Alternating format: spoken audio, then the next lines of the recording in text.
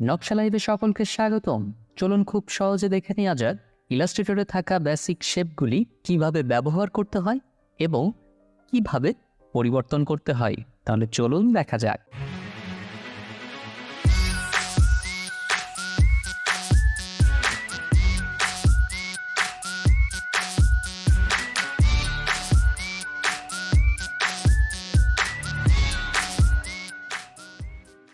প্রথমেই আমরা দেখব রেক্ট্যাঙ্গেল টুলস, যার শর্টকাট এম। আপনি মাউসের বাম বাটন প্রেস করে টান দিলে স্বাধীনভাবে আপনি আপনার মতো শেপ নিতে পারবেন। অন্যদিকে আপনি শিফট প্রেস করে টান দিলে আপনি যেদিকে টান দিবেন সেদিকে বড় হবে এবং চারটা বাহু সমান হবে।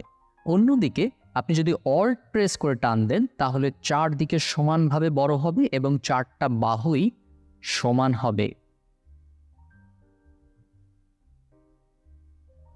একইভাবে আপনি যদি রেক্ট্যাঙ্গেলের উপর ক্লিক করেন তাহলে একটি ডায়লগ বক্স আসবে, যেখানে আপনি আপনার ইচ্ছামতো মাপ দিয়ে ওকে ক্লিক করলেই একটি নতুন শেপ তৈরি হয়ে যাবে।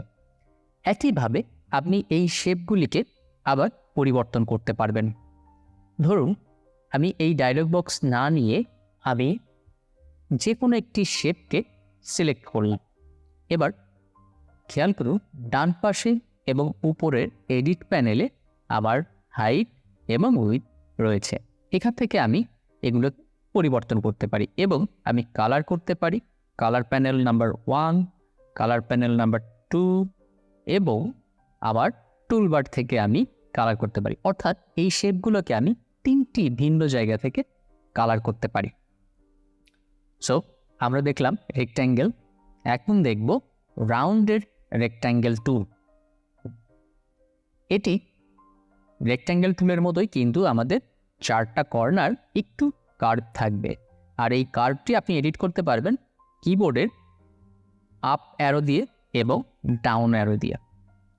সুতরাং আপনার প্রয়োজন মতো আপনি আপ অ্যারো এবং ডাউন অ্যারো ব্যবহার করে আপনি আপনার প্রয়োজন মতো রাউন্ডটি নিয়ে নিতে পারবেন এবং ডান বাম থেকে পূর্বের ন্যায় আপনি আপনার সাইজ এবং কালারগুলো এডিট প্যানেল থেকে এডিট করে নিতে পারবেন। তো এই মুহূর্তে আমরা দেখব ইলিপস টুল, অর্থাৎ সার্কেল, যার শর্টকাট এল। সো আমরা ঠিক পূর্বের মতো যদি অল্ট প্রেস করে টান দিই তাহলে চারপাশে সমানভাবে বড় হবে, আর যদি আমরা কিছু প্রেস না করি শুধু মাউসের বাম বাটন, তাহলে স্বাধীনভাবে আমরা যে কোনো শেপ নিতে পারবো।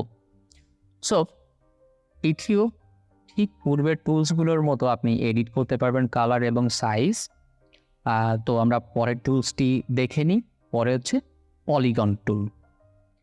পলিগন হলো কিছু এজ বা অ্যাঙ্কার পয়েন্ট যেগুলি দ্বারা এটি তৈরি হবে। দেখুন এটি একটি পলিগন টুল এবং ডান পাশের এই এমটি আমরা নিচের দিকে আনলে এর কর্নারগুলো বাড়তে থাকবে এবং উপরের দিকে গেলে কমতে থাকবে। অন্যদিকে আরও একভাবে ঠিক কিবোর্ডের আপ অ্যারো এবং ডাউন অ্যারো কি ইউজ করে আমরা বাড়াতে এবং কমাতে পারি ঠিক পূর্বের মতো। সো আপনারা প্র্যাকটিস করে দেখে নেবেন। আর এইভাবে আমরা ঠিক পূর্বের ন্যায় আবারও এর সাইজ কালারগুলি পরিবর্তন করে নিতে পারি। তো আমরা দেখলাম পলিগন, এইবার আমরা দেখব স্টার টুল। স্টার টুল এটা খুবই মজার একটি টুল। আপনি ঠিক পূর্বের ন্যায় টান দিবেন মাউস প্রেস করে এবং আপ অ্যারোতে বাড়বে এবং ডাউন অ্যারোতে কমবে। দেখুন কি মজা। সো মূলত প্রত্যেকটি শেপের একই ধরনের এডিটিং এবং কালার কারেকশন এবং এর এজগুলি বাড়ানো এবং কমানোর জন্যে। দেখে আমাদের এডিট প্যানেলগুলো ঠিক সেম যা আমরা আগেরগুলোতে করেছি। এইবার আমরা দেখব লাইন সেগমেন্ট টুল। এটি একটি স্ট্রেট টুল, অর্থাৎ এটি কার্ভ হবে না, এটি সোজাসুজি বা কোনাকুনি রেখাটি সোজা থাকবে আপনি যেভাবে ইউজ করতে চান। সো এই রেখাটি অসংখ্য কাজে লাগে আমাদের, আমরা যারা গ্রাফিক্সে কাজ করি আমাদের এই রেখাটি খুবই প্রয়োজন হয়। আপনি আপনার প্রয়োজন মতো রেখাটির সাইজ, কালার এবং স্ট্রোক, অর্থাৎ রেখাটি কতটুকু মোটা হবে বা চিকন হবে এগুলো আপনি এডিট প্যানেল থেকে খুব সহজেই আপনি এডিট করে নিতে পারেন। দেখুন আমরা স্ট্রোক বাড়িয়েছি একটাই এবং উপরেরটা স্ট্রোক কমানো আছে। সো এইভাবে আপনি আপনার গ্রাফিক্সের রিদম বাড়াতে পারেন। এখন দেখবো আমরা আর্ক টুল। আর্ক টুল হলো ঠিক স্ট্রেট টুলের অপোজিট, অর্থাৎ কার্ভ। আমরা যদি পূর্বের নাই আবারও আপ অ্যারো এবং ডাউন অ্যারো এটাকে ব্যবহার করি, তাহলে দেখুন কার্ভ বাড়বে এবং কমবে। সো খুব সহজ বিষয় যে আমরা এটাকে কিভাবে বাড়াবো বা কমাবো। এইবার আমরা দেখব স্পাইরাল টুল। স্পাইরাল টুল এটিও সার্কেলের মতো ঘুরতে ঘুরতে ঘুরতে ঘুরতে ভিতরে যাবে এবং মজার বিষয় এটিও আপনি যদি কিবোর্ড থেকে আপ অ্যারো ক্লিক করেন তো বেশি মাত্রায় ঘুরতে থাকবে বিন্দুর দিকে, এবং যদি আপনি ডাউন অ্যারো ক্লিক করেন তাহলে আস্তে আস্তে আস্তে আস্তে কমতে থাকবে। সো আপনারা অবশ্যই প্র্যাকটিস করে নেবেন, এটি খুবই মজাদার একটি টুল। এবার দেখব আমরা রেক্ট্যাঙ্গুলার গ্রিড টুল। রেক্ট্যাঙ্গুলার গ্রিডে আপনি ঠিক আপ অ্যারো এবং ডাউন অ্যারো দিয়ে আপনি আপনার বক্সগুলোকে বাড়াতে এবং কমাতে পারবেন, এবং এখানে রাইট এবং লেফটের অ্যারো ব্যবহার করতে পারবেন আপনি। সো এইবার দেখব আমরা পোলার গ্রিড টুল। এটিও রেক্ট্যাঙ্গুলার গ্রিডের মতোই, দেখুন সেম।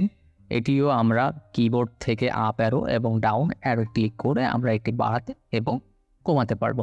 সো এগুলি হচ্ছে ইলাস্ট্রেটরের থাকা বেসিক শেপগুলি যা প্রতিনিয়ত আপনি ব্যবহার করবেন এবং আপনার গ্রাফিক্সকে আরও এস্টাবলিশড করবেন এই শেপগুলো দিয়ে। সুতরাং আশা করি বুঝতে পেরেছেন, আর আমাদের সাথেই থাকুন পরবর্তী টিউটোরিয়াল পর্যন্ত। দেখা হচ্ছে আবার। ভালো থাকবেন, সাথে থাকবেন।